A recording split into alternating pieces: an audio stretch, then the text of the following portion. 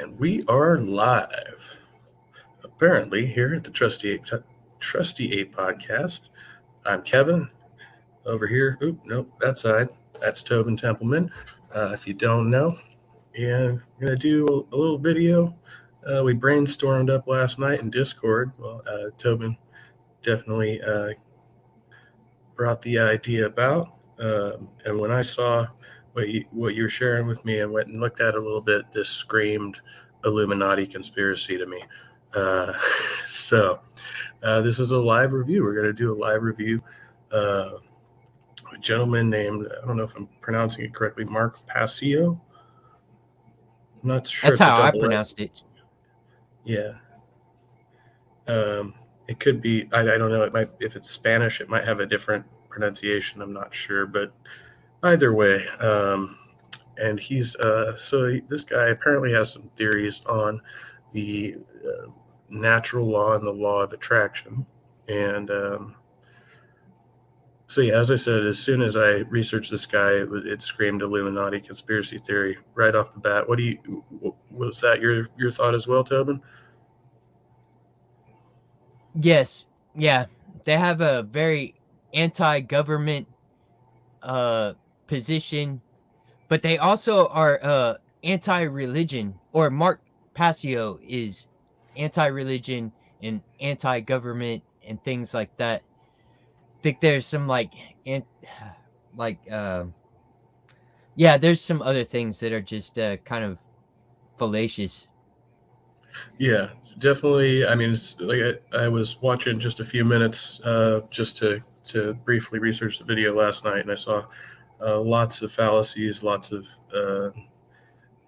unsound reasoning thrown in there, questionable interpretations, and I'm not sure. I didn't get that deeply into it. Are they anti-religion or are they against organized churches? I think is more their thing, right?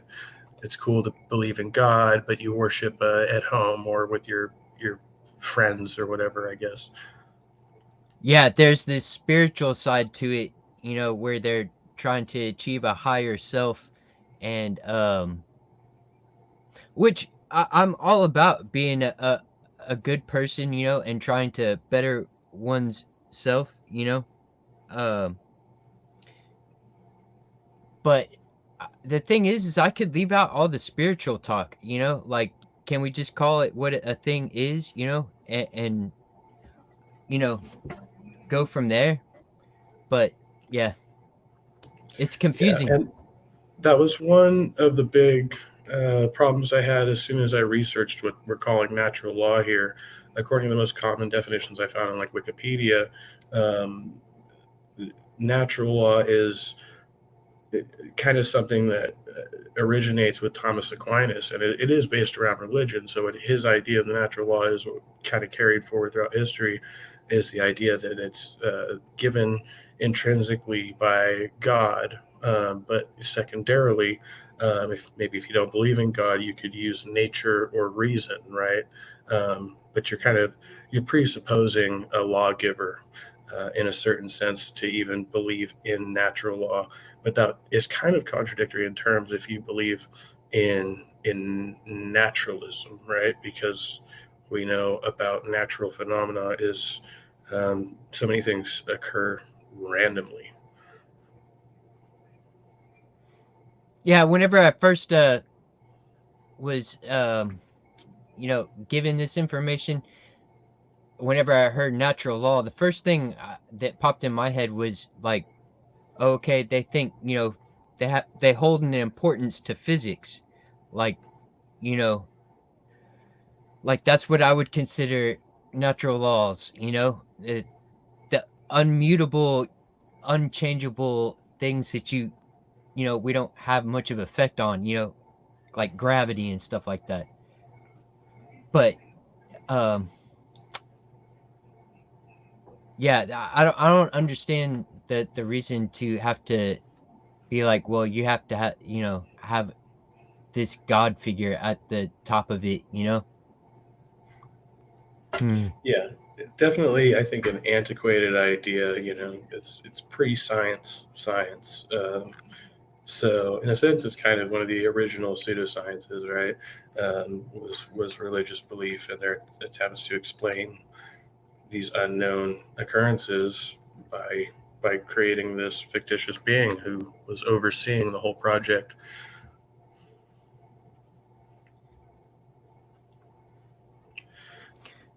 All right. Well, I'll share here. We can get into the video.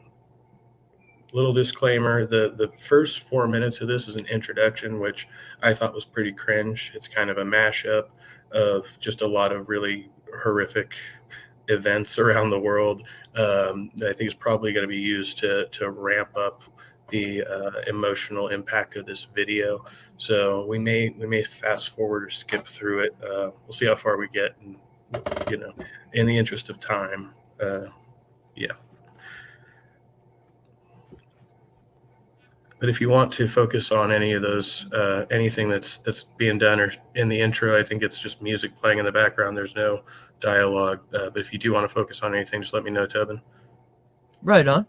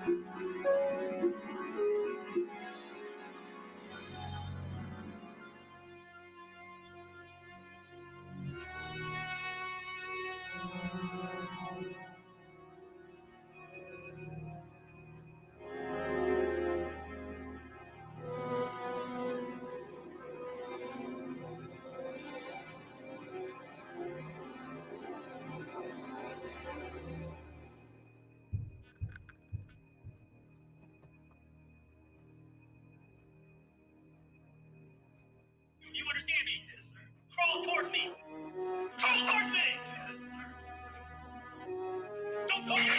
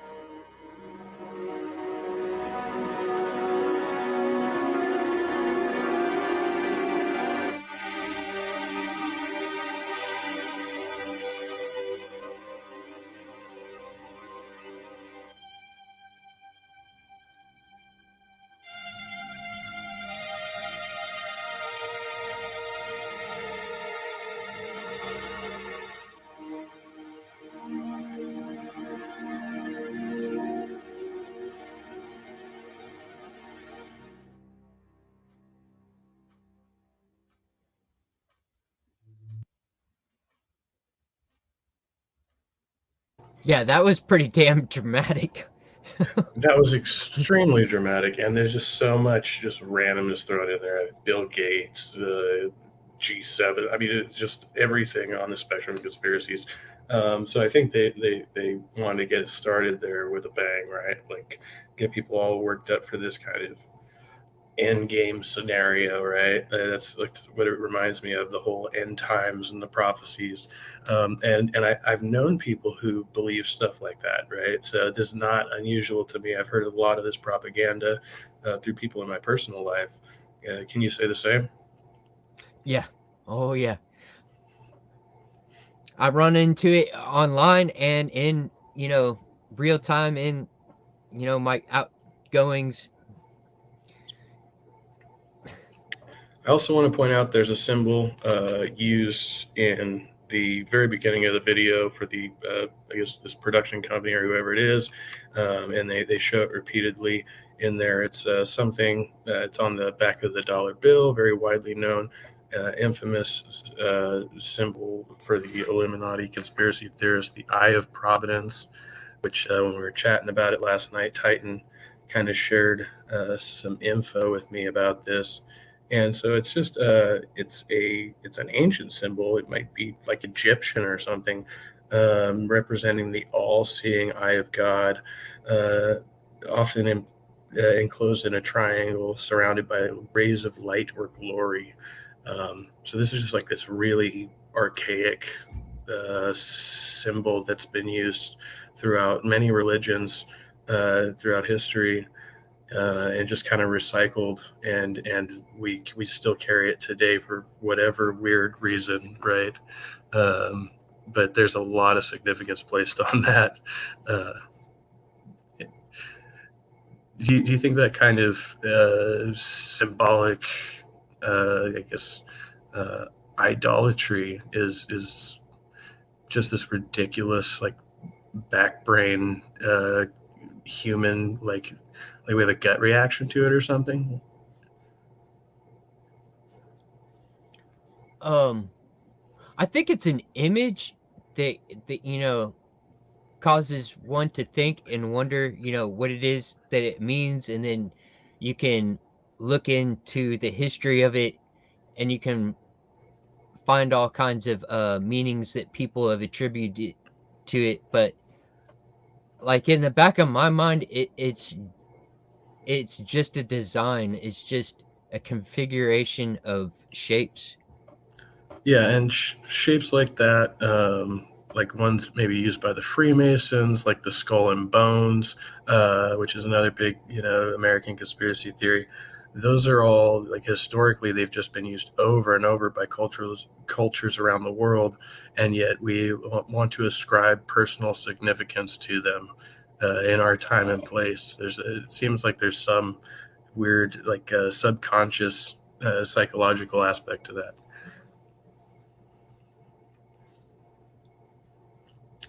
Yeah, I don't know. I thought that was very interesting. It captures the imagination. I got to give them credit. All right, continue with the video here. We'll get in the meat and potatoes now.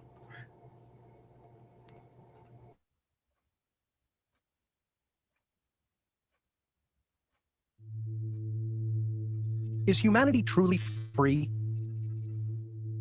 Are there universal laws in effect that apply to human behavior? Does our knowledge or ignorance of these laws Can we impact answer our that collective question? freedom as a species?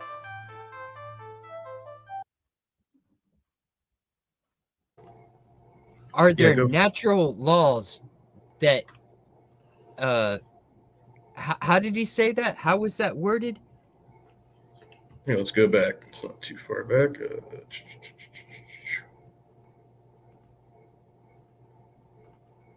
That apply to human behavior? Are there natural laws in effect that apply to human behavior? Is that what you're saying? Right. Yeah, at first glance, like,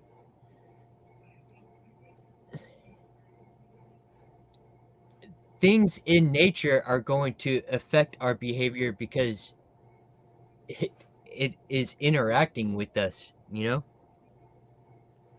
Right. Yeah, and we can only interact with the world based on the requisite knowledge we already have. Like, we can't know what we do not know, right? So it's kind of a contradiction in logic. I mean, it's obvious on its face, but when you call it law, again, you apply a lawgiver, and there's just no foundation for that at all.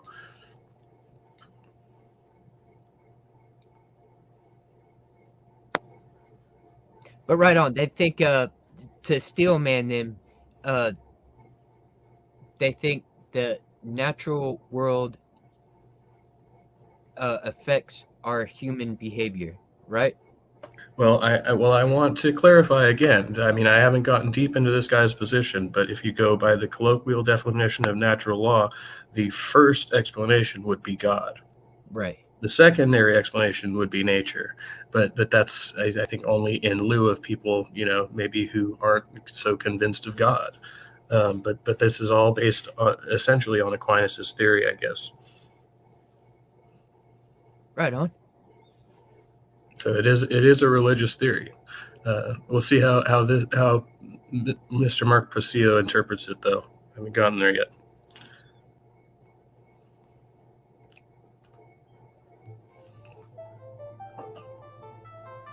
Does our knowledge or ignorance of these laws impact our collective freedom as a species?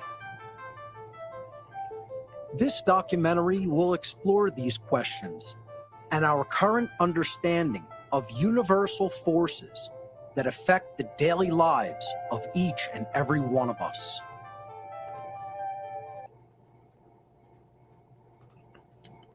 And I just want to comment there briefly on what he said about it. Actually, it reminds me of what you said in your post earlier on Facebook about the individual liberty and what he just referred to as a collective liberty, essentially. There seems to be a differentiation there, but they're not mutually exclusive. Like, you can't have a collective liberty without the individual liberty, right? Absolutely. Yeah, that's how I understand it. All right.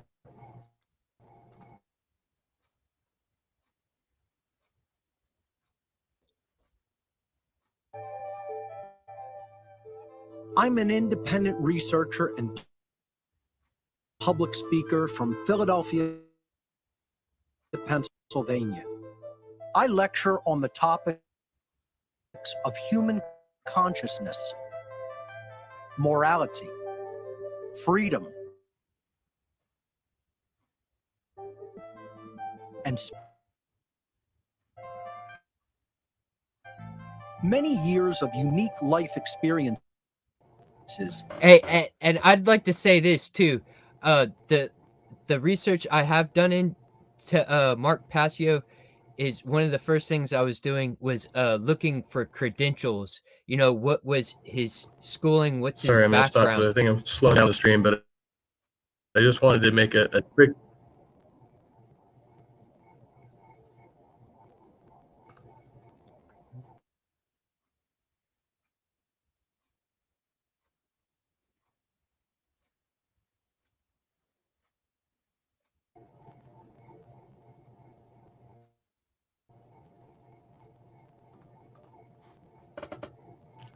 It looks. Are we back?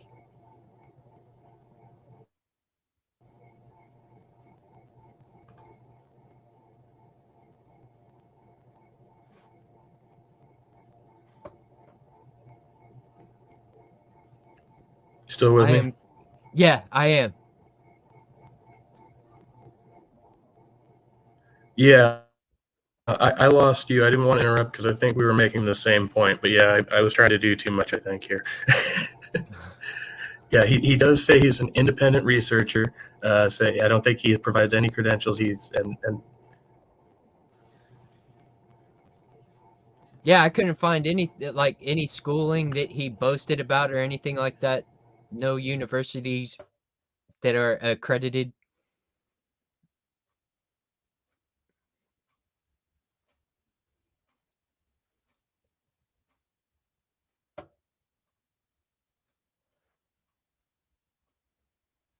But yeah, that's been my experience looking at him. D Parks is saying his shtick sounds like a new age type of grift. Yeah, I think he probably just goes and talks at these conventions and stuff like that, and people probably pay him decently. And from what I can tell, it doesn't look like he's been challenged, but I'm sure being a part of social media, there's been people who have challenged his ideas.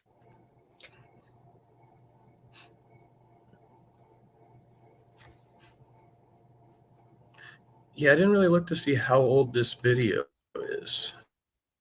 No, this isn't that old. This is only from last year. So, oops.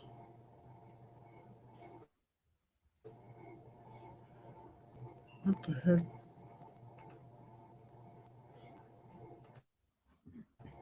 I'm just messing up everything now.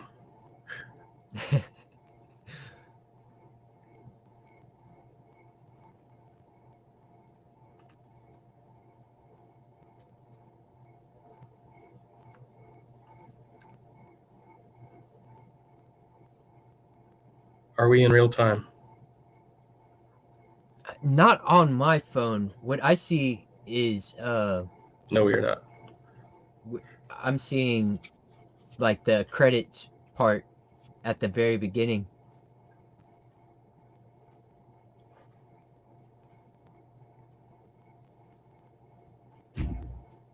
But Oh no, I meant you and me, not the video. Yeah, it's probably a couple minutes behind, but I want to make sure we're on because I think we're having a time lag between us. okay. If you try just going off cam for a second, it might help.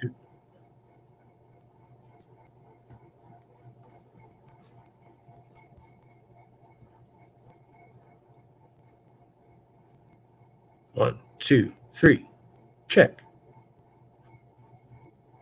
I just heard you count 1, 2, I've done 3. this before. Perfect. Now we're only a couple seconds behind. Yeah, while we're sharing the video,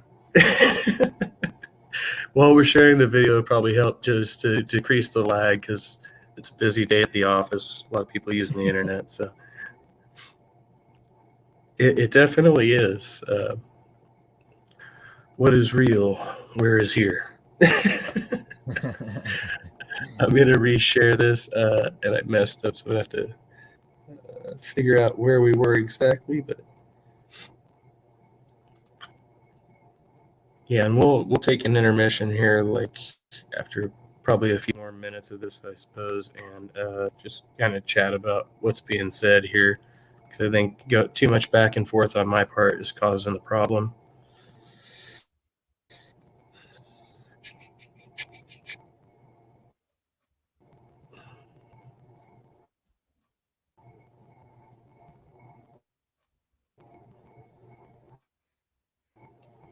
Oh, come on.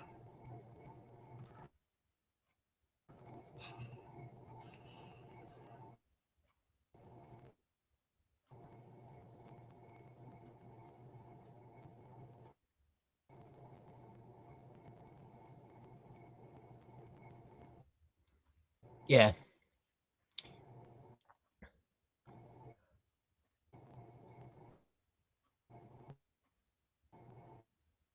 But the title of this film is or the concept was what's happening on Earth, which is a great question to ask, you know? I think some of it, you know, they're like heading in the right direction, but they've kind of like got these other ideas that are kind of like holding them back from like really being able to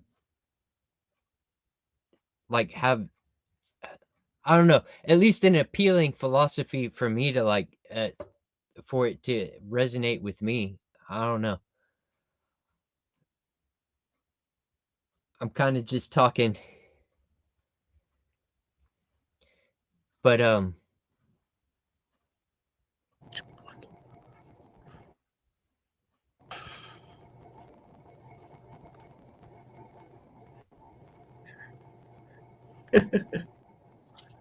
My bad.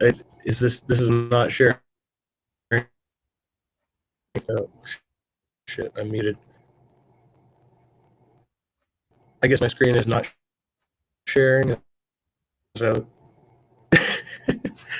is it just y'all seeing the circle too? It started playing Yeah, on I my just end. well, it Okay, so I'm doing this wrong. Just gonna try this differently. if you want, I could try Close to attempt to that. share. This. Correct for errors. Correct for errors.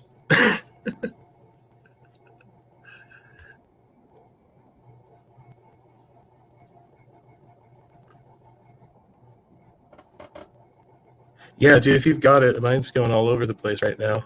I was trying to open it in a new tab here.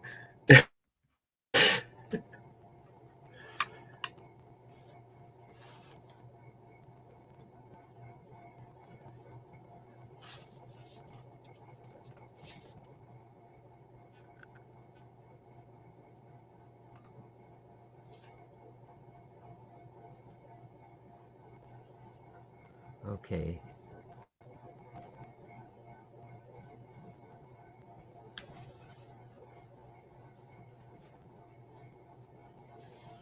So, can you I think we're see my somewhere around screen? 5.5 minutes. Not yet. You want to do the share at the bottom of the StreamYard and then your tab and add the audio.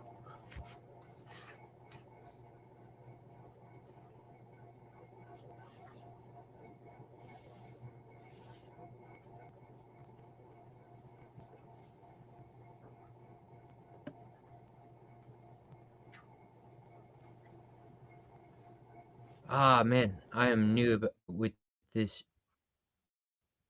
Okay. And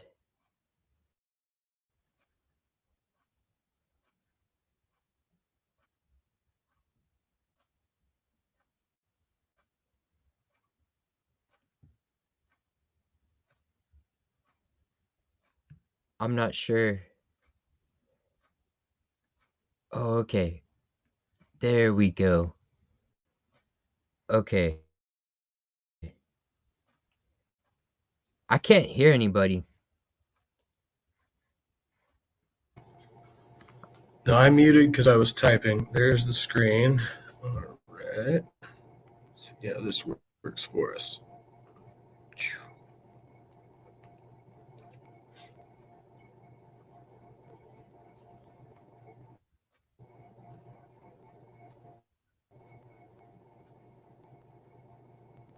All right.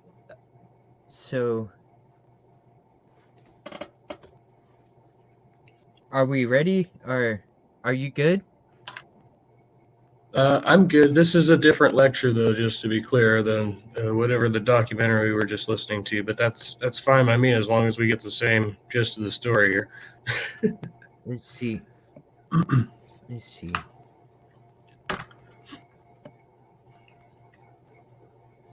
Oh, this is the natural law seminar. Damn it. All right. Right.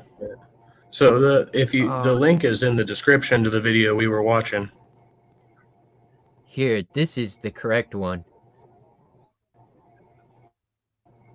Okay. No? Is it?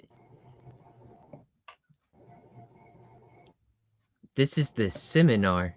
Okay, well, I'm just gonna jump into it right here. I'm not sure where that video Yeah, was. let's go for it. Yeah. It's all good. Spinning wheel.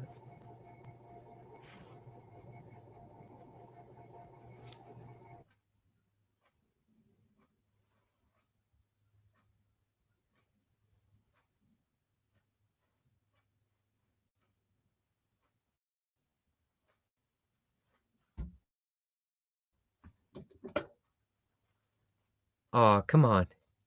Play for us.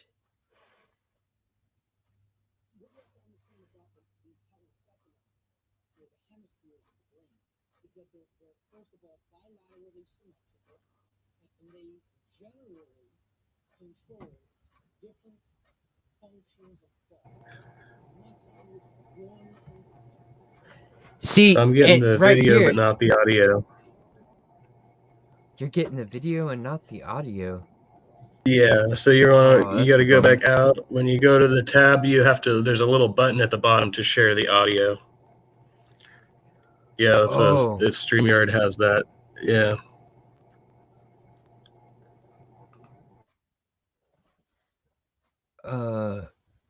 I need to share the audio.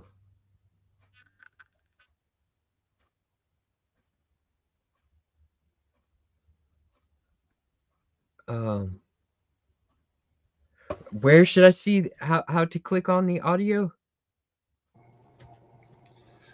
So when you go to share, it'll say which application share your tab, not the window, but the tab. And then at the very bottom, there should be a little checkbox that says share tab audio or something like that. If you have to unshare this one and do it again because it won't let you adjust it. Okay, all right. So, okay, now I'm gonna start back over, hit share.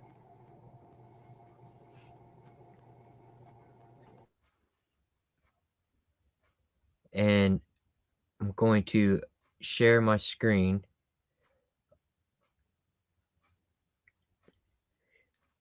Look for the share audio checkbox on the next window. Follow these steps to share a video and audio. Okay. And then going to go to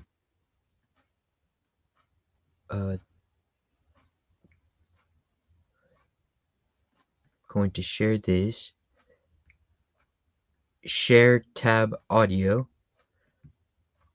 That is checked. And I'm going to share it right here. And let's see.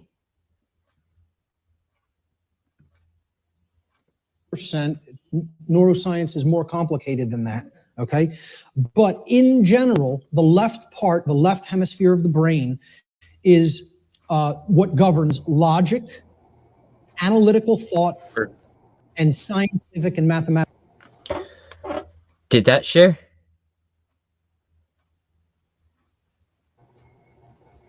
Yes, you got it. It's still buffering Yeah. on my end, but that's probably just my fault. So, but it looks like we're kind of somewhere in the middle of this. Hopefully, it didn't start there because it's talking about hemispheres of the brain. That's deep. Yeah, and this is one of the things that kind of like struck me is like, wow, this guy has a huge audience. There's a lot of people that are listening to this guy, and he himself is not accredited in any way to this subject, but yet he's gonna tell you some stuff about it. Like, Yeah, I'm an amateur neurologist myself. right? Yeah. The best you could call me is like an armchair one, but yeah.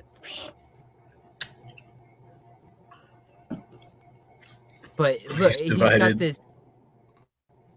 The hemispheres into masculine and feminine. That's like, that's probably. I know that's just patently wrong. Yes, that is. Do you want to hear some more of what he's got to say? Yeah, can we go back though? I don't want to. We're starting like 5 minutes in. It looks like. All right, let's go back in time.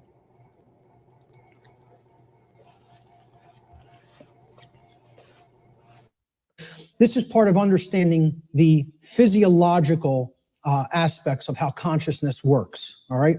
So there's three main complexes, structures that comprise the total human brain. The first is the R complex or the reptilian brain. So this part of the brain facilitates basic survival functions. It's the part of the brain that goes to work and becomes active when we're in what's called fight or flight mode, okay? When survival is at stake. It also controls basic motor functions and respiration, okay? The second part of the brain is above the R complex. This is called the limbic system.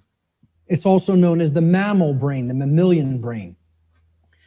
This part of the brain facilitates human emotions, and it makes human emotion possible to be felt in the physiology. It does this by releasing what's known as neuropeptides into the bloodstream through different glands that comprise the limbic brain, or what's called the midbrain also. So the final part of the brain, the highest structure structurally, and the newest part of the brain evolutionarily, called the neocortex. Now, really what this part of the brain is really called is the telencephalon. That's what we traditionally think of as the gray matter of the brain, okay, with the hemispheres, okay? The neocortex is where all of the actual electrochemical activity that comprises our human modes of thought takes place, and that's in the outer shell of the telencephalon, which is known as the neocortex. So this part of the brain actually facilitates all human functions of thought, what we can. I don't know. I just felt like a pause would be good right there. Yeah, I want to say, I mean, from what I know, he knows some of this stuff, but he is misrepresenting the significance of what he's calling the neocortex, or superior cortex, depending on who you're talking to. Those are the parts we usually measure because they're right on the outside. They're easy to conduct experiments on.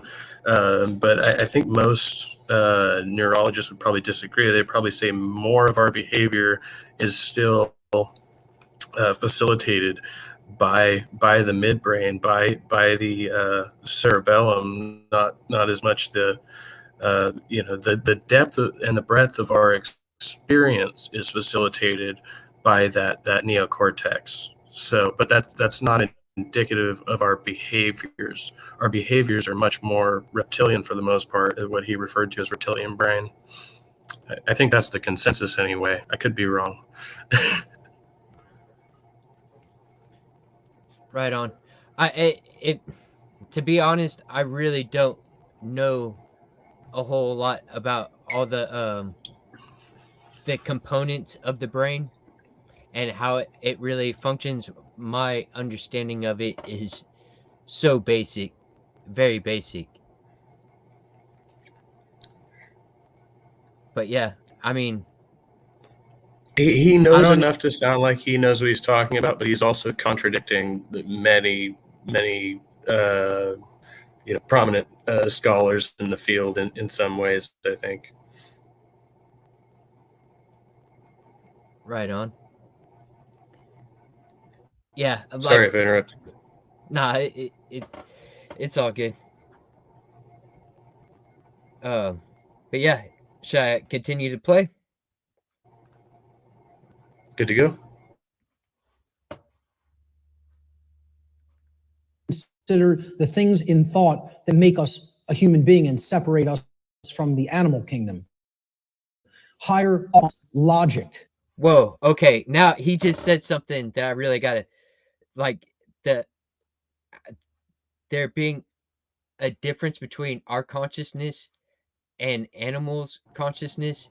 Like, the things that I've experienced, through watching animals' behaviors and stuff like that, they're so, like, I don't think there's anything that is really just something that is a human trait, like sympathy and things like that. Like, animals as well are just as conscious. Like, their consciousness, they have the ability to experience it just as much as we do. Like, they're just as aware. Yeah, I agree. I love animals. And I think I missed that point earlier when he was referring to the mammalian brain and the limbic system, and he inferred that this was exclusive to humans. That's not true at all. There's obviously all of the apes and monkeys have a similar. All primates have that similar limbic system. Now they're all different, but they all have similar properties, and many other mammals do as well, which is why he had to call it a mammalian quadrant of the brain. And just because we have a specifically designed piece of our brain that facilitates this aspect of consciousness doesn't mean that we understand enough to say that other species don't have a similar sector for their brain that we just don't understand, you know?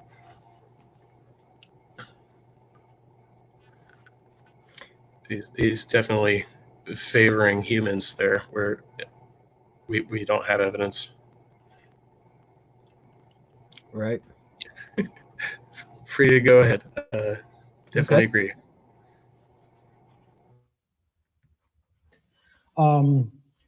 Intuition, creativity. Okay, so we'll break down these parts of the brain and give you some visual understanding of them. So down here,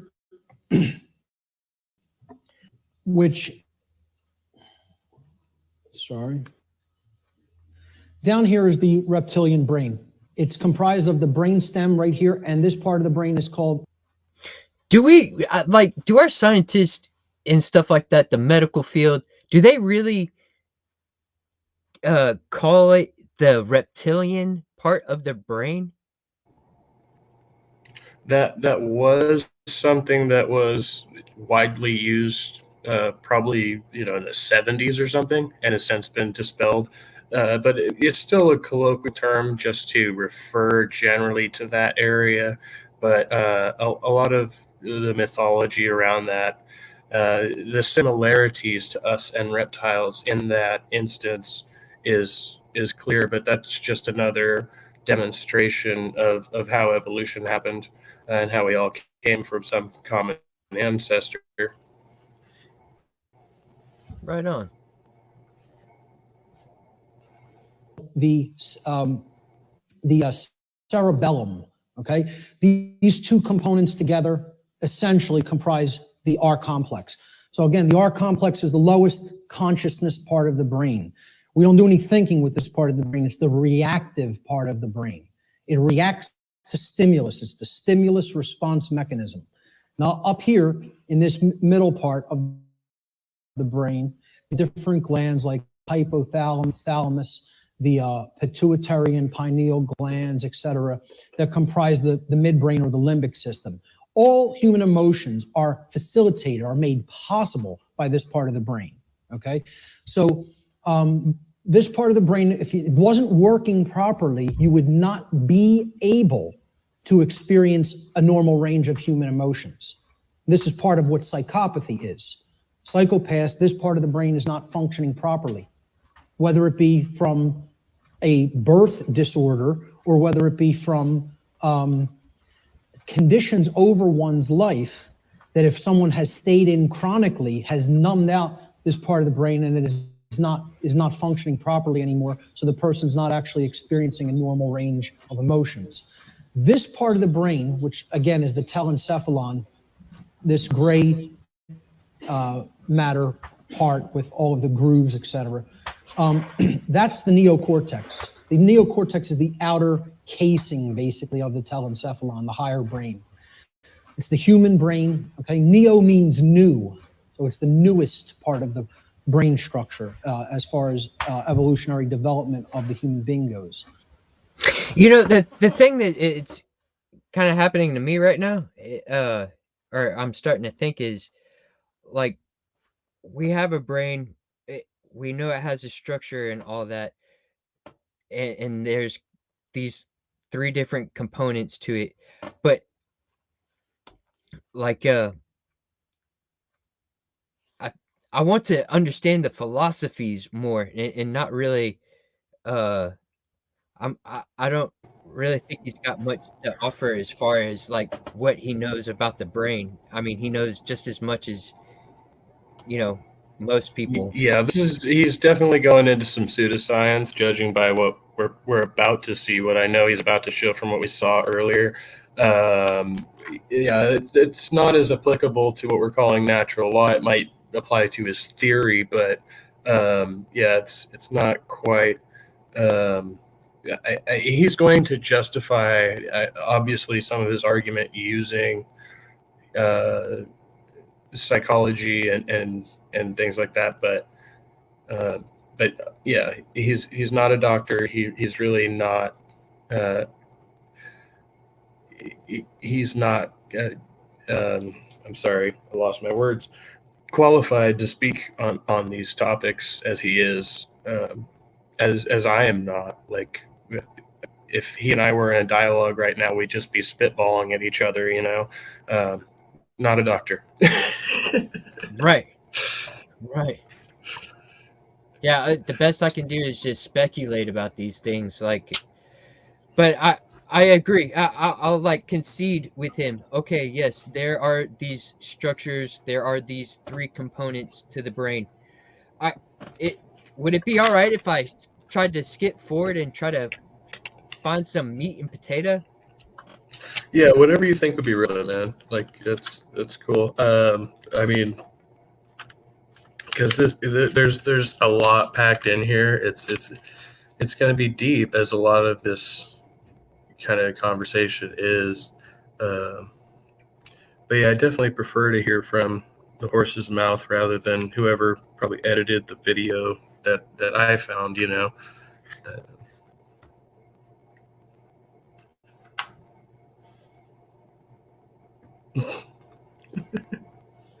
Wild heart, silly Willy.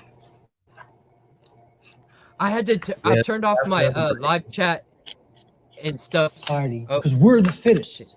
Like Darwinism postulates. I turned off my chat and stuff to like limit the data use or whatever. Try to help the stream come through. But y'all are awesome. It's a lot clearer now. Awesome. Cool. I don't even know how to do what you're talking about. Go for it. Postulates the survival of the fittest. Well, social Darwinism postulates the survival of the most socially ruthless. And many people believe that's the natural order. They believe that's the natural order, and nothing could be farther from the truth. What that is it's the psychopathic chaos. It has nothing to do with nature, and it has nothing to do with order. It's the exact opposite. So this state, and these are hallmarks of dark occultism as well. Okay, I think I should know a thing or two about it, as I was a priest in it for almost 10 years. I might know a couple of things about it. Oh, he talks about the occult too, which is, I have heard him talk about that, which is a subject I do find interesting. But I wanted to try to read what he has here on the screen. Like he's saying, for intellectual masculine can lead to rigid skepticism, atheism, solipsism, oh wow, moral relativism, social Darwinism. Is that what that says? Yeah, that's what he keeps talking about, which is, I don't even think that's legitimately a thing. I mean, but yeah, it's a whole other debate. Eugenics and audio dysphorism, or I don't think I got that right. If this part of the brain is chemically dominant, so if you have a dominant masculine brain, that is so wrong on so many levels. It's pseudoscience, it's causation, correlation, fallacy. Just, it's fallacies all the way down. You can't justify any of what he's saying here. That's so ridiculous. And see, I'm in this atheism ballpark, but I'm definitely not. I don't have any kind of philosophy that ties to solipsism. Like, that's a silly idea to me. The funny thing is, speaking about cults, it seems like he's trying to build a cult. This is almost like his own brand of Scientology or something, as far as I can tell right now. Right? What's the female side say? It says can lead to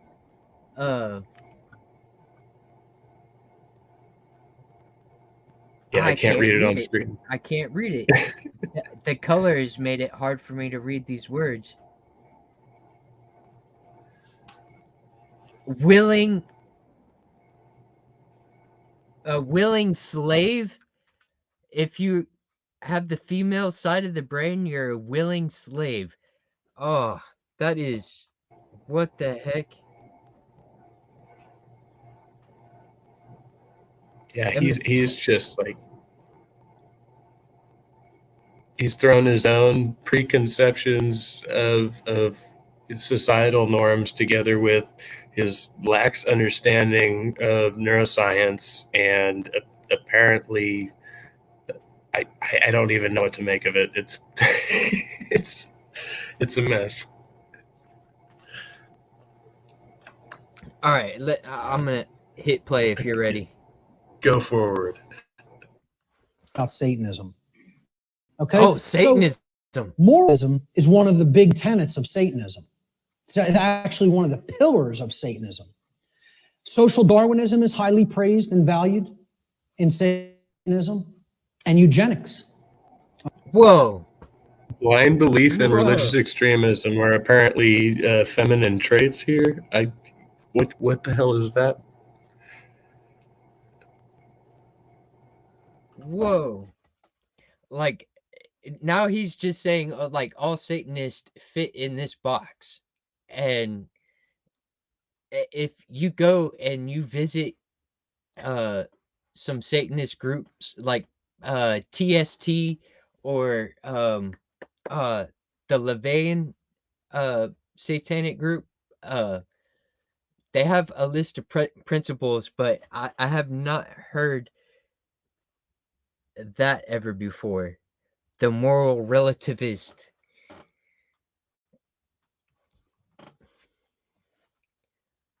What the heck? Are you still with me?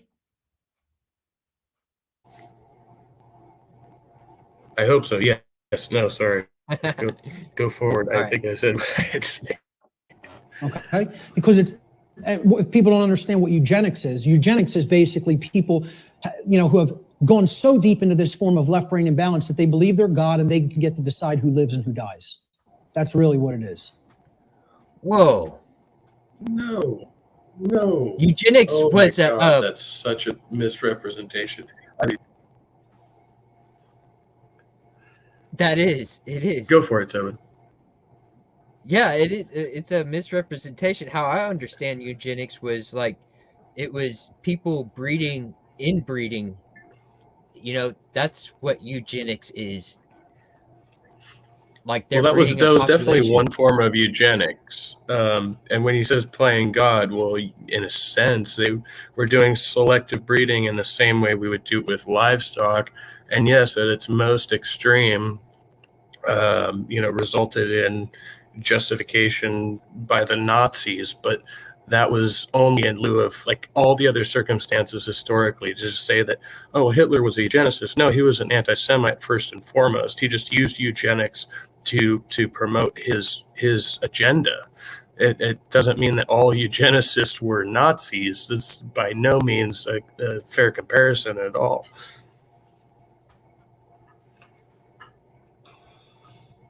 And I haven't heard any of the people that I know that are in the satanic, carry that religious affiliation, talk about eugenics in this way. Like, yeah, no, I don't think there's any affiliation with Satanism whatsoever. That's just what the heck. We will control who breeds and who does not get to breed, who gets to live and who does not get to live. All right? That's essentially eugenics in a nutshell. And again, these are all authoritarianism, forms of authoritarianism. Okay? And it's the idea that man is the author. Man is the creator. Man is the God. Man will make the law. Man will decide who, life and death at any given moment. We will decide what's right and wrong, etc. That's essentially what all of these forms of thought are. extreme left-brained imbalance. And I was there. I was in this state in my. Wait, I'm unbalanced because I'm in like a leftist brain kind of thing. Well, I mean, they don't. We're not, wait, I don't. Well, I mean, let's make a distinction because anything he's saying here is like completely irrelevant. The whole masculine left brain, there's nothing to suggest anything he's saying there. I mean, what he's talking about, the production of testosterone and things like that, which mostly happens in the midbrain and in the cerebral cortex. I don't know why he's different stimuli are more common in different genders, but that's mostly because of conditioning. It's not a matter of the wiring of the brain. That's a matter of social conditioning. So he's getting that entirely wrong. And left brain has nothing to do with being left in politics. Left brain has nothing to do at all with being masculine. That's obviously bullshit. And furthermore, it again, the traits we think of as common behaviors in humans that we call left or right brain activated have nothing to do with the chemical production going on down in the cerebral cortex. He's just mishmashing all kinds of things together. Yeah, to make this like really generalized kind of like put a group in a box and this is how they think and misrepresent everything that they actually think. Yeah, he's totally missing that people are like on a spectrum. I mean, it's really hard to look at a person and go, oh, this is the type of person they are. Even if they tell you, a specific detail about themselves, doesn't lead you to be able to assume that they are these other, concepts, Importantly, the data he's taking, and this is why neuroscience is so contentious, because we can perfectly quantify the stimulus to a certain part of the brain and the output of a certain chemical, but we can never quantify the actual result, like of what happens once that stimulus is induced and that chemical is released, and it varies so widely person by person, and he's just not taking any of that into account. I agree. All right, let's hear a little bit more with this dude. For years. All right. Let's look at the other imbalance. If right side of the brain is chronically dominant, this leads to similar kind of imbalance, but in the exact opposite form. The brain is still completely imbalanced, therefore the person's not in a high state of consciousness. They're completely unconscious to what's really going on within them and around them.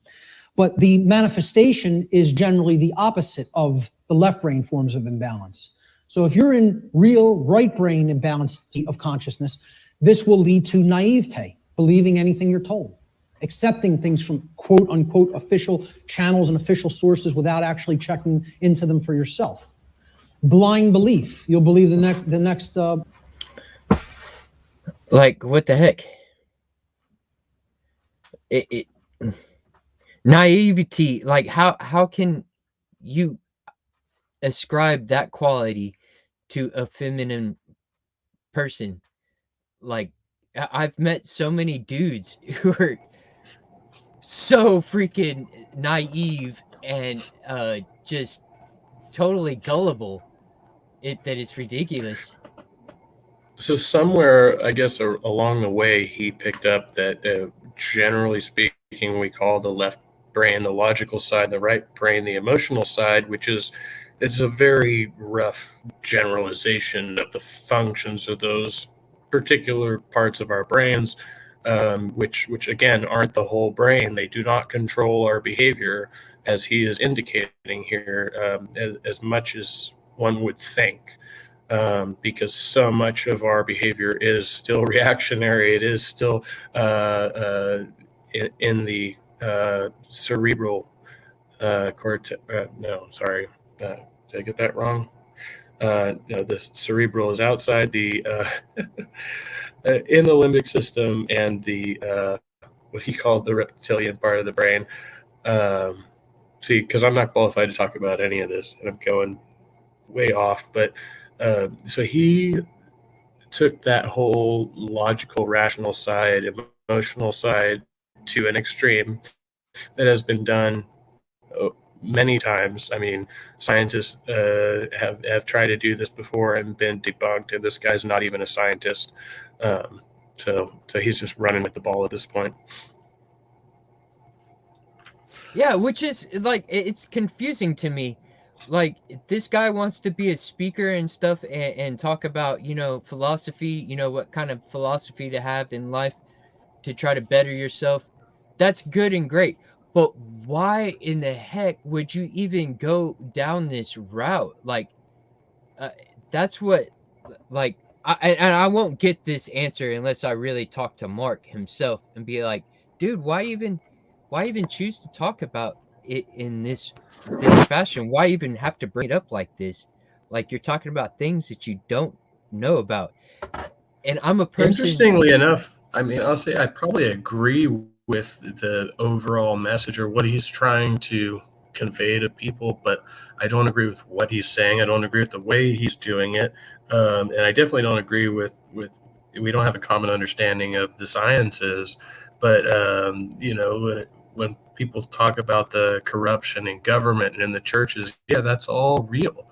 I mean, that's the problem, is that this is all loosely based in reality, but they draw all these strange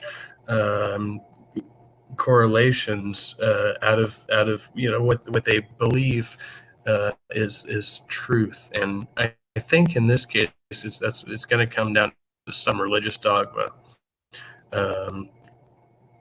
whether explicitly or implicitly, that's going to say, well, this proves that that all of these elites have gotten the better of us, and the end is near. And if we don't have this global awakening, you could call it a rapture if you were a Christian, then we're all doomed. Like that's essentially, it's a doomsaying philosophy. Right.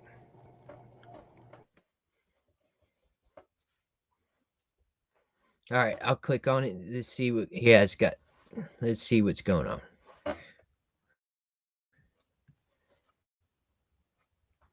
Religion that we just have to tell them what they want to hear, and I'll believe that.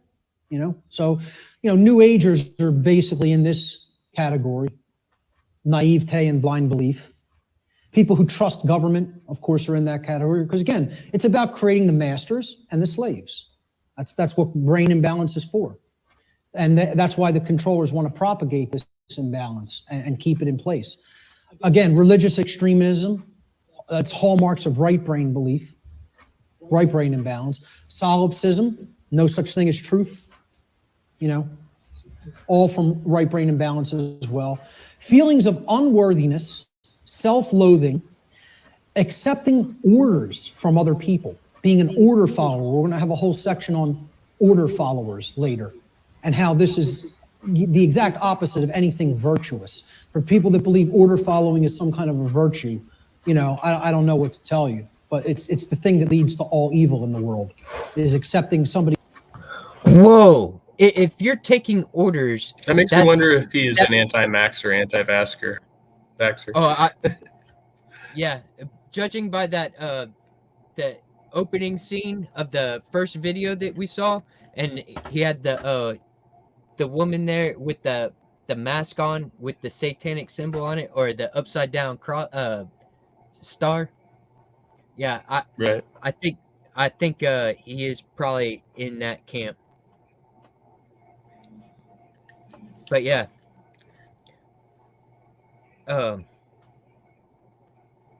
Man, there was a point that I wanted to say about what he just said regarding following orders. Oh, following orders. Yeah. If you're following orders, that means you're collaborating with somebody. If you're collaborating with somebody, That means you are achieving some type of goal. But a person has to willingly want to be able to do those, to collaborate and to take orders, I'm one, I gotta be convinced that I should take orders, but whenever I have chosen to take orders, I'm more than willing to, and I'm ready to accomplish goals, and I want to work with others to make things happen. It's not a bad thing to be able to take orders and achieve goals. It's not a bad thing. Agreed.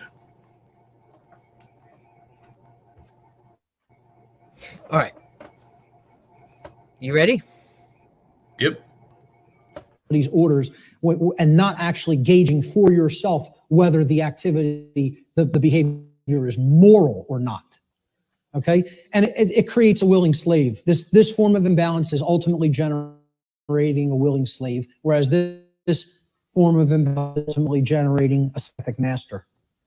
And they're all forms of mind control. It's just another aspect of how mind. There's that all-seeing eye. The truth. Oh no. Yeah. See, he's put it right there. And I want to just put to you two thoughts out there over what he's been saying over the last couple minutes. He mentioned the controllers. I don't know if he specified this earlier in his conferences about who the controllers are supposed to be. Again, that's very conspiracist. What are we talking about? Who are the controllers? And if you become a willing slave, and a lot of these ideas, and I don't know his political philosophy yet, resonate with Marxism. This is like a Marxist ideology. Like all of this is saying, yeah, the elites are using your labor, they're exploiting your labor, they're taking your money, and this is like pure Marxist propaganda with a religious twist. And it amazes me time and time again that the conservatives in the U.S. don't see that. Yeah.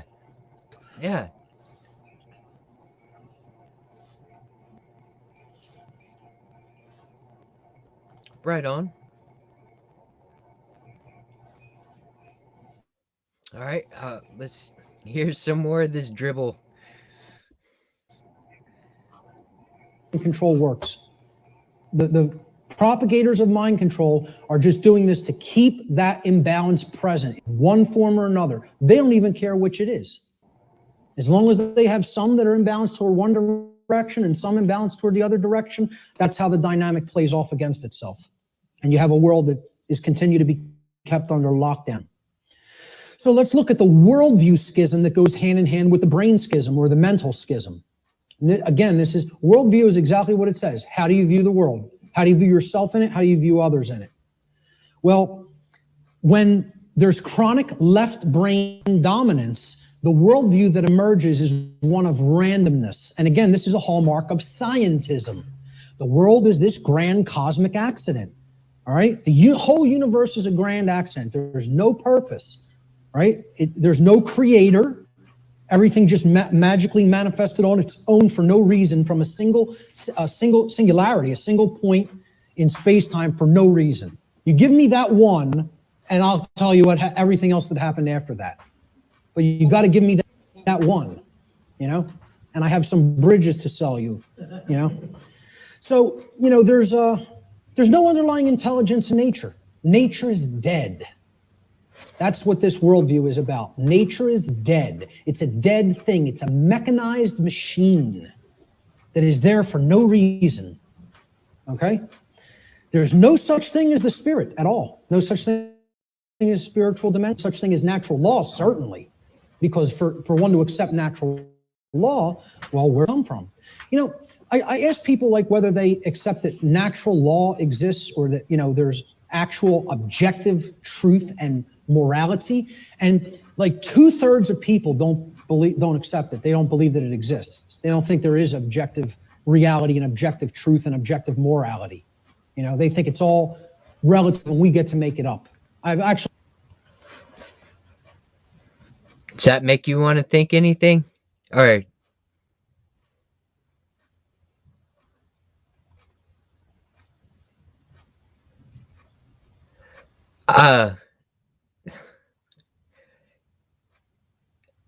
I don't know. I just paused there because he said something, but I kind of lost my train of thought. My bad. I got kicked out of the stream. Are we on now? Hopefully. I wanted to touch. There were two things he said there that I was just cracking up. So he called something scientism. What is scientism? Is that I've never heard of that before. It's something I'm gonna have to look into. But it sounds like they're calling science a religion. The other thing was the I don't know what you a mechanized machine. We are a mechanized machine, a mechanical. So he's saying the machine functions. I don't like. What are you talking about? Like that was like a bunch of incoherent rambling that kind of almost sounds rational until you analyze any one part of it, and you're like, what is this? What was he talking about? Like I think what I how I'm understanding him is it's like he's equating one idea with another idea and saying like if you're a relativist, you think the world is a dead world. It's just this mechanical thing. It's dead. And I don't think that's an actual steel man of relativism. I don't think I could give a good definition off of the top of my head, but I don't think they think that the universe is a dead thing. I don't think that's part of their argument. Well, I think it's it's like the classic, like what Neil deGrasse Tyson, like science doesn't care about your feelings, which is objectively true. Like anything that happens in the universe is not concerned with petty human affairs. We are just a myopic piece of this whole scheme of things, right? So anything else is just grandiosity on our part to believe that we're special. But has to be the presupposition for them to feel they need to further this human endeavor any further. And so that's why I know there's some religious zealotry behind this guy's philosophy. There's just, you can't deduce the intrinsic value of human existence out of the simple sciences. It's intrinsic. The value is intrinsic only to us, right? The universe doesn't necessarily give a shit about us. And they just can't grapple with that at all. And also he's saying that like we can't have objective truths, like people that think like us can't have objective truths, which I do. I think that is what truth is the things that are objective, they are verifiable, it comports with reality. So I don't see how like that. Yeah, that doesn't make sense to me what Mark is talking about. Well, we'll see if we can make sense of it. If you want to proceed, I'm All good right. with it. Actually done a psychological, small psychological, this question at random and collecting results and analyzing them. We're at about 2/3 of people who are moral relativists and believe that truth is relative also, that it's not objective. Okay? Now. Yeah, and I would say that like morals and principles, these are all concepts, they're ideas, and they're not tangible, they're not something you can touch. These are concepts, but you can use these concepts and have an effect on reality.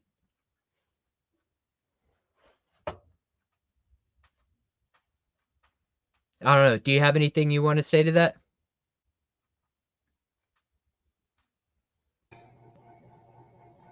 No, I mean, I think we're generally in agreement there. You said it well. Right on. You ask the same people, do you believe in karma? 88, almost 90% of people believe karma is real and it exists. So I can't believe this.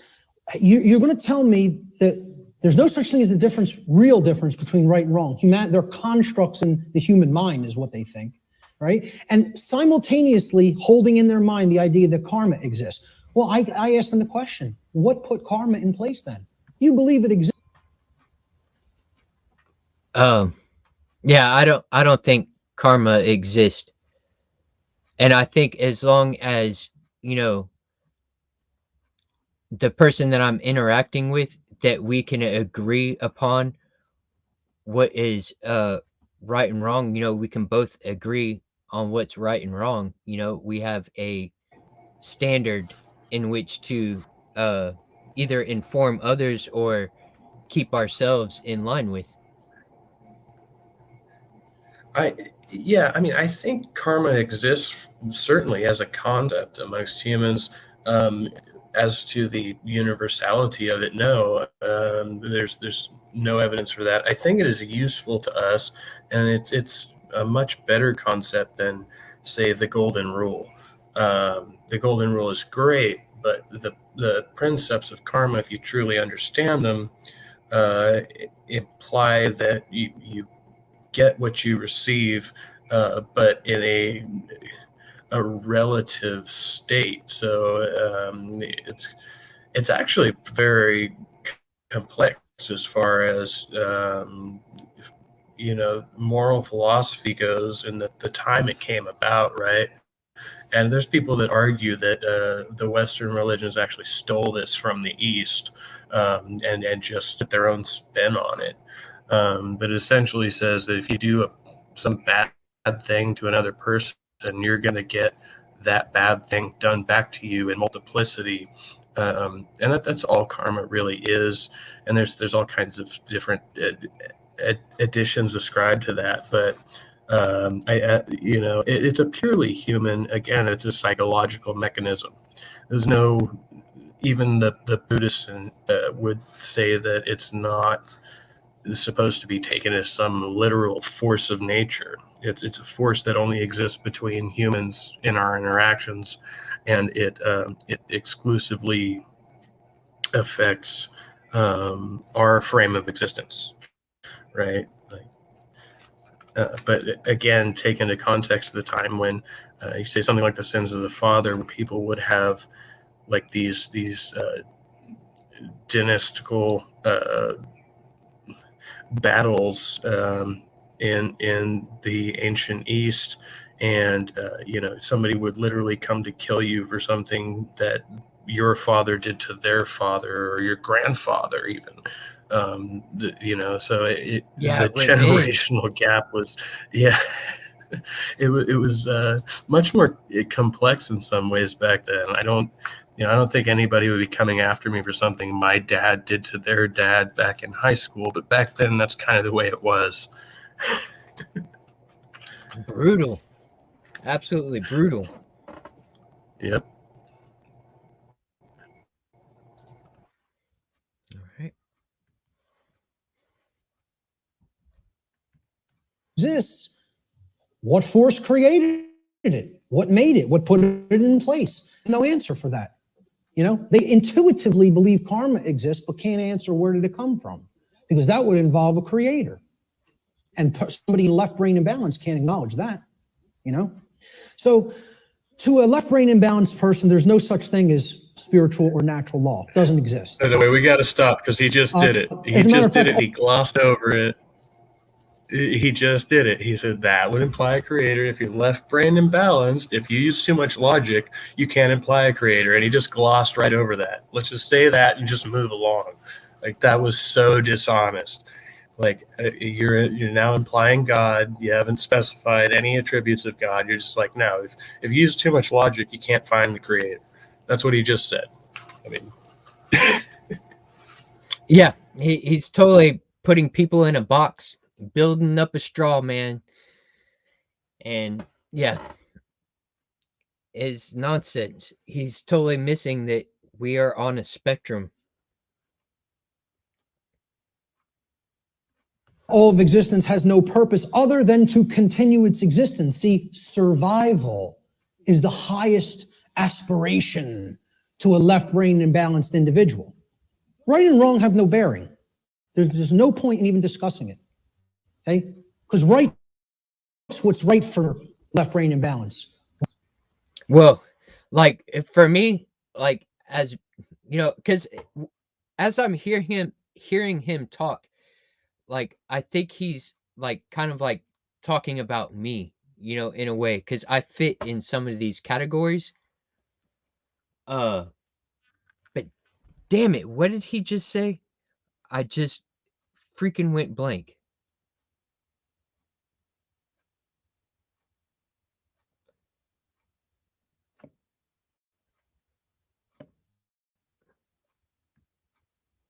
Reality and objective truth and objective morality. You know, they think it's all relative and we get to make it up. I've actually done a psychological, small psychological profiling or study, you know, just asking people this question at random and collecting results and analyzing them.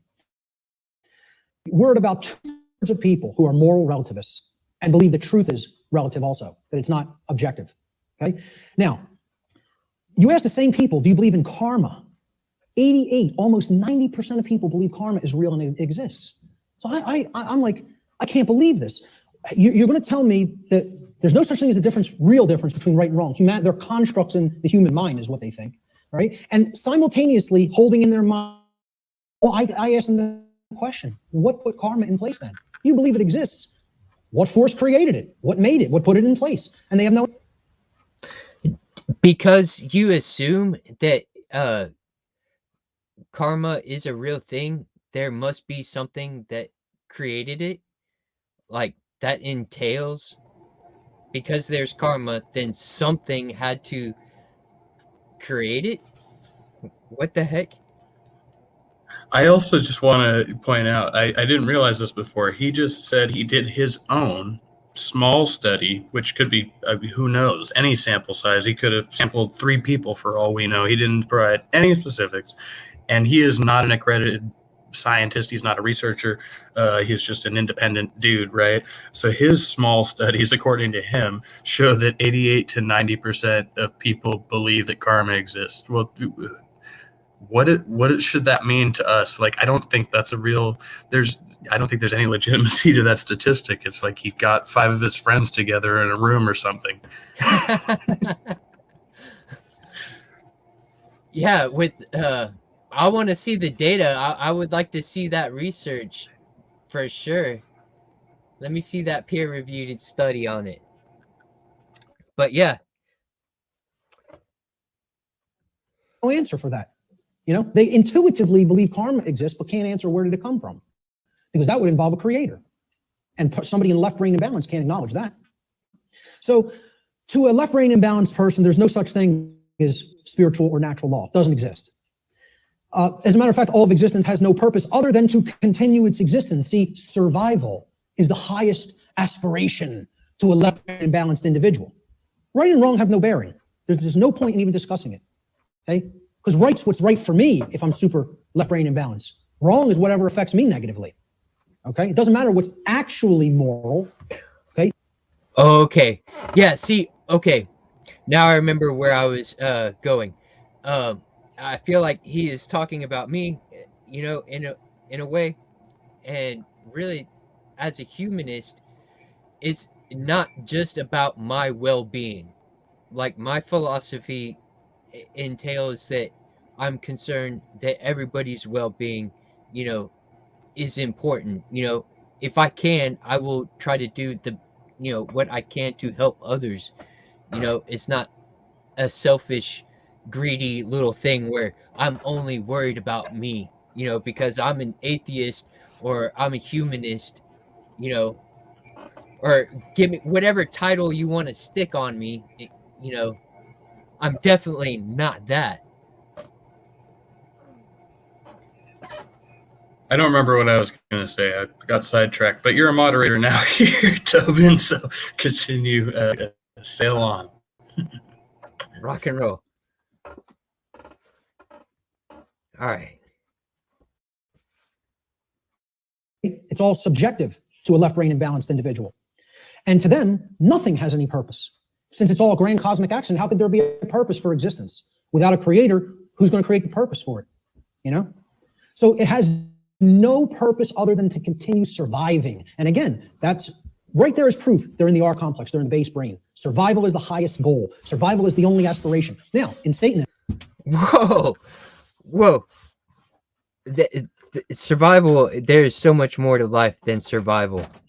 And I enjoy that is most likely true because there's so many interesting things that I like to get into. Like, I have so many curiosities that I look forward to exploring. Yeah, so that's what I was going to say earlier, and it's just as poignant now. How many contradictions he's making and demonstrating his lack of understanding of psychology, of neurology, because earlier he indicated, as we know, that reptilian brain, the midbrain, all of that is highly responsible for our stress response, our fight or flight mechanism, our survival mechanism, and yet here he is attributing it to left brain logic, which is counterintuitive. It's actually true that both work in tandem, but the right brain is not like excluded from this process at all. The right brain, by his definition, can be fooled into believing that survival is this other thing, right? So everything he's saying here is just based off of some presupposition he has that that fight or flight response is incorrect, which is again is misunderstanding of the process, attributed to social Darwinism or anything else that he's talking about here. He's just kind of taking a bunch of abstract concepts and piecing them together into this patchwork of his belief, which isn't grounded in anything we understand to be true. And I want to say goodbye to D Parks. Thank you for coming by. And, later, D. Yeah, much love.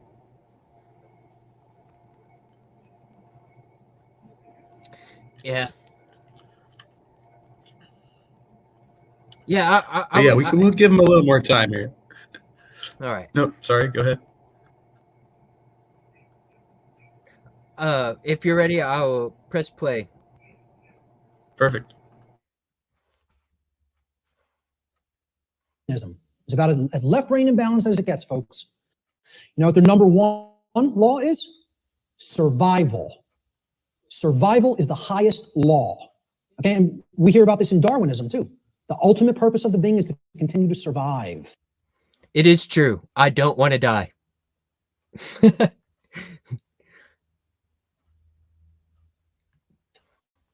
I would highly debate that. I would highly disagree with that. There are laws higher than survival. Okay? Satanism, they simply do it as self-preservation. And that means preservation of systems of belief as well. Systems that are serving the self, the egoic self. They must continue to survive. Self-preservation as the highest, that's the number one tenet of Satanism. And it doesn't matter who you need to step on to do it, who you need to step on to get one up on somebody else. This is... Whoa. Like, I have taken time to look through the occult and through basically the major satanic groups that you can find on social media, in the internet, and he needs to go back and really look at like what their principles are, because if you really do some research on it, their principles are are pretty damn agreeable. Like the idea of bodily autonomy. Yeah, I think what he's attributing to his view of occultism and Satanism is not necessarily true of the Satanist church in the U.S. or worldwide, rather. And he's definitely coming from a perspective of, again, presuming nefarious behavior on the part of who? Well, whoever might disagree with him at this point. Like, and he is alluding towards this elitist faction, and this is how we get conspiracies about like Democrats running child sex colonies on Mars because Jeffrey Epstein didn't hang himself. I don't know. Like, they're just talking gibberish at this point, and they really. But some people really believe this stuff. It's crazy, and this guy is definitely perpetuating that type of crazy. Yeah, like he's got a decent sized following. I want to say it was like 23,000 are on his Facebook group or whatnot. He has an audience, and it blows my mind because I can't go very long without being like, okay, he's ignorant on this subject. Like, he's not explored it very far. Like, he has a very rudimentary way of like piecing things together. Well, I think he's taken. I mean, he is factually correct on a lot of things, but what he's taken is he's cherry picked facts from various sciences that he believes lend to his argument. He just doesn't understand the multifaceted, the extreme complexity of the arguments he's making. Right? He's just trying to break it down to this simplistic terms, and it doesn't work well for him. To anybody who has done any of their own studies on this, right? And it's interesting because he talks about the right brain people who don't do their own research, but his material would appear to appeal to people who don't do their own research, right? Because they're just gonna say, oh yeah, he's totally right about the brain, when in fact he's totally off base. He's using antiquated concepts that have, as I said, since been debunked time and time again. I can't find any consistency in what he's saying. Yeah, I agree. But I've got probably about 15, 20 more minutes. Okay. Just wanted to let you know. So don't want to cut us short, but got the old jobs and stuff. So as long as you want to go on with the video, maybe we can come back and do a part 2 for this. Or it's definitely a lot to do here. Yeah, he's definitely got a lot of material to put under the microscope. That's for sure. He's been busy. But yeah, I understand. If you got responsibilities, we need to take care of responsibilities for sure.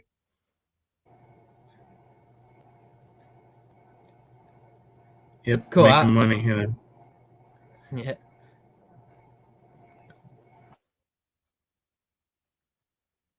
Left brain imbalance worldview. All of these characteristics in the randomness worldview are hallmarks of scientism, atheism, totalitarianism, and dark occultism. You could add to that list. Whether you refer to it as Satanism, dark Luciferianism, it doesn't make a difference. It's the hallmarks of the dark occult. On the other side, on the right brain imbalanced side of the worldview, there's another worldview called determinism. Okay, determinism is based in right brain imbalance and is defined by, in general, helplessness, religiosity, and the dismissal of free will.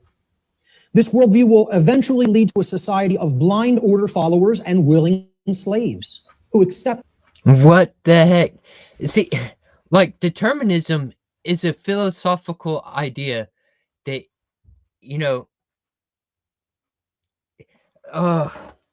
yeah, this dude has a very poor understanding of philosophy.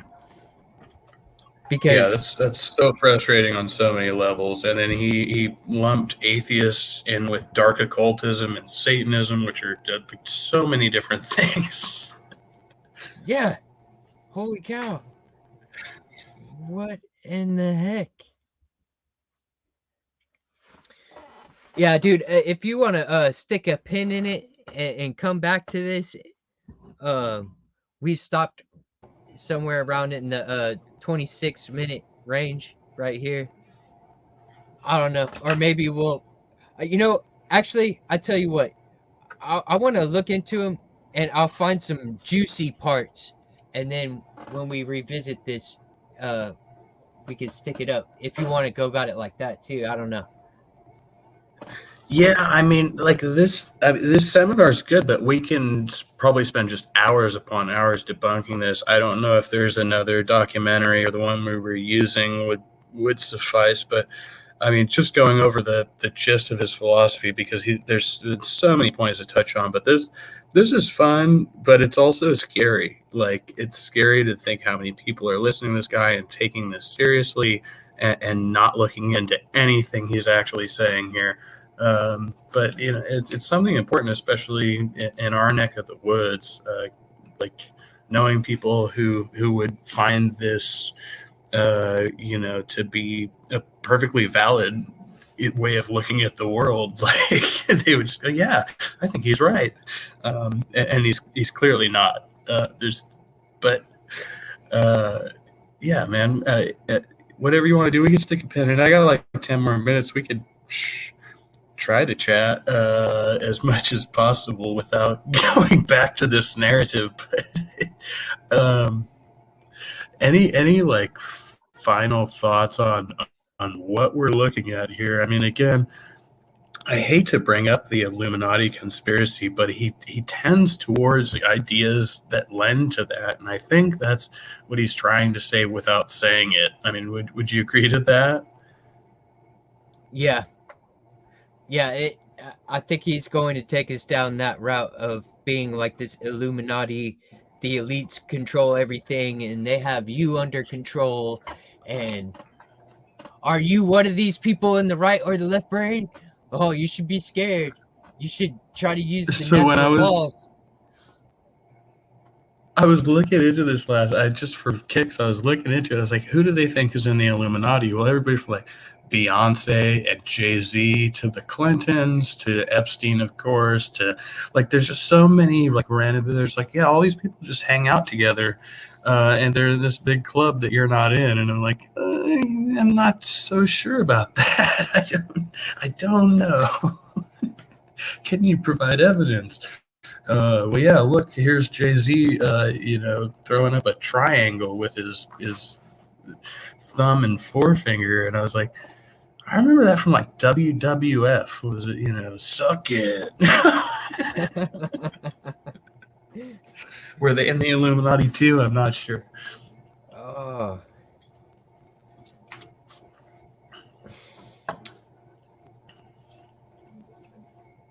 Yeah. I don't know. This guy is, I think, a good example of ignorance. Like the topics that he is just glazing over and not even really talking about the nuance of these subjects. I think he's really missing a lot. And he's just glomming over it to jump to this there's a deity and there's these natural laws and you should buy my books and whatnot. I think he's written a book and stuff like that. What the heck is up with this dude? He's got videos, shows. What's he got in his arc here?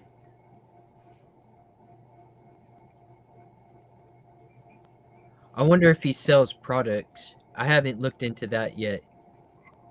Oh, there it is. Yeah, D said he's making up to $5,000 to $7,000 a month just from YouTube, and then he's got donorships. Yeah, he's definitely making some profit off of this. But I do think, I mean, from the way he's speaking and the research he's done, I believe he buys his own bullshit. But again, he's just cherry picking from the real sciences to affirm his own belief, just like any other precept would do, you know. Yeah. Just presuppose this and, buy my bullshit. But yeah, I would like to see. I just became curious about this and thought about it. I want to look to Yeah, see next if time he's been I'd like in to hear any him. debates.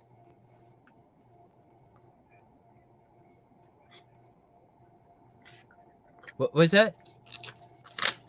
Yeah, I didn't see anything like that come up. I want to hear. I haven't seen anything like that come up as I've searched him, but it would be interesting to find out.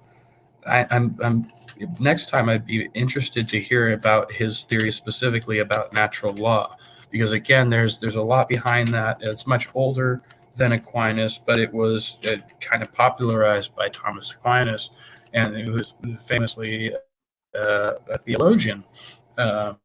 Like so much of this is grounded in theology, and the natural law uh, is also incorporated into our Constitution, which is one of my issues, because it relies upon implicitly the Creator endowing us with these liberties or rights, which we have evidence for. So we can't rely on a Creator when we're talking about a secular moral law or a code for a nation, right? Like that implicitly makes us a religious nation, and they're right about that, I think.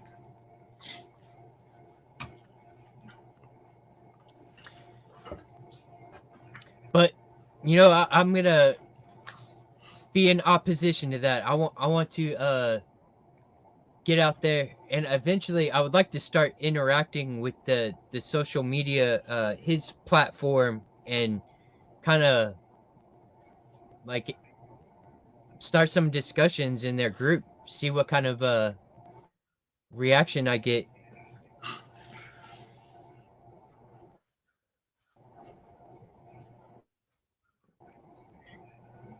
But yeah, that stuff is it needs an opposition to it. We need to get after it and try to you know make a better world. That's my reason for doing these kind of things, is really not for myself. It's for um the betterment of society. you know I know I may not live to enjoy it, but uh I would wish it would be true that uh the rest of society that continues on gets to have an enjoyable one,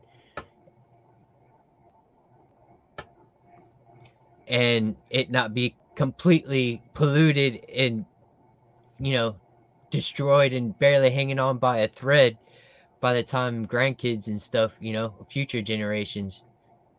I'd like to see this movement grow for sure, because I think we are right. I definitely I think agree we there. I are mean, I think right. there's just progress to be made. Yes.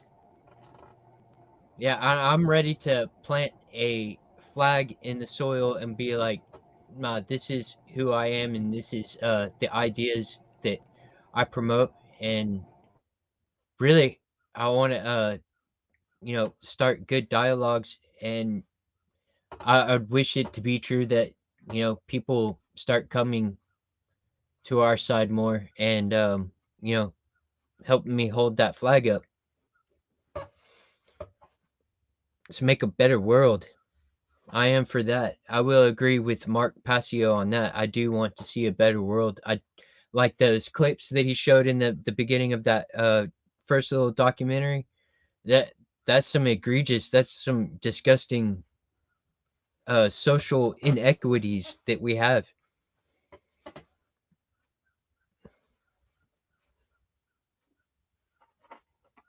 Oh, I think you're muted.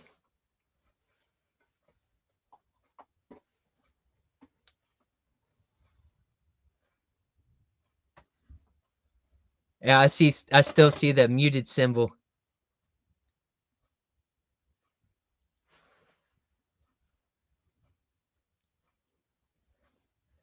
But yeah. But yeah, that's what I want to do on the social media. I'd like to hang out with everybody and be a part of the conversations, because I just enjoy that type of interaction and stuff like that. And but also too, there is an end goal. I do have an agenda, is to inspire people to be on the left, to be lefties, and also promote critical thinking skills. That's another, I think, that is a big one.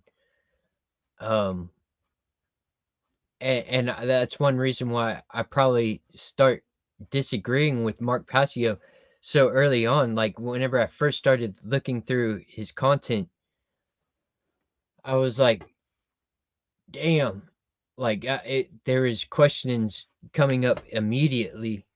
And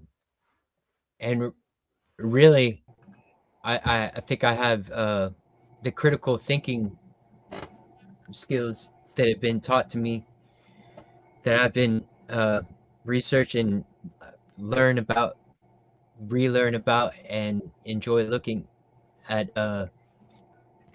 learning at that kind of ideas.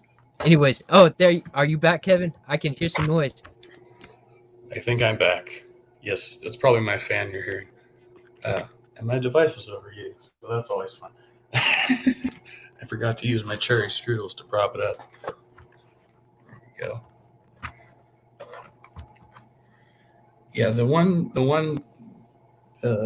design flaw in this Chromebook has a vent fan in the back, but it has the secondary one at the bottom, which is a larger one. So when it's sitting flat on my desk, it doesn't properly ventilate. Yeah, and you definitely want to let the air go through that. That definitely helps the device run properly. There we are. Yeah, no, I think it's excellent. Something we need to be looking out for is misinformation, propaganda like this. As many people attacking it as possible and challenging it, rather, the better. And I mean, it's definitely one of the reasons I got into the community. Like you were saying, I think back there I missed a little bit. Just like, because we've both been exposed to a lot of bad ideas, and being part of a skeptical audience, and makes you question the things you're saying, and what you're the things you're listening to a lot more critically. And I don't think there's anything. I think that's a good thing. Nothing bad about that. I like thinking. Thinking is fun.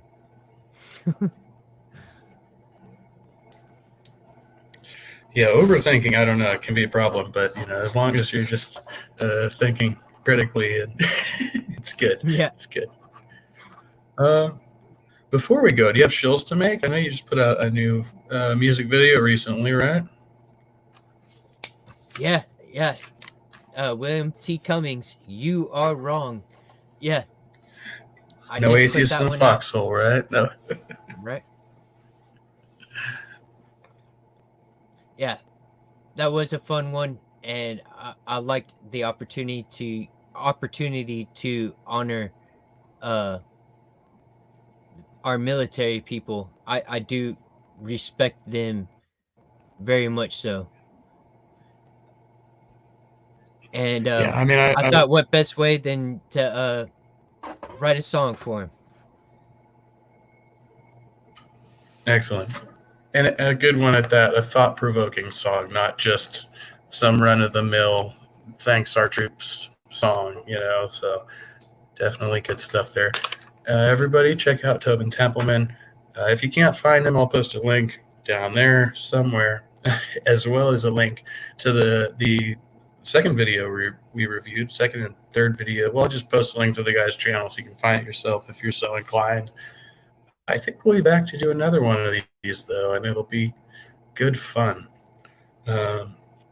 With that, we'll get on the wrap up, and I'll say thanks to Wildheart again. Always a pleasure, sir. D-Parks, all these robots. We get a lot of robots in the chat today. I consider it a compliment.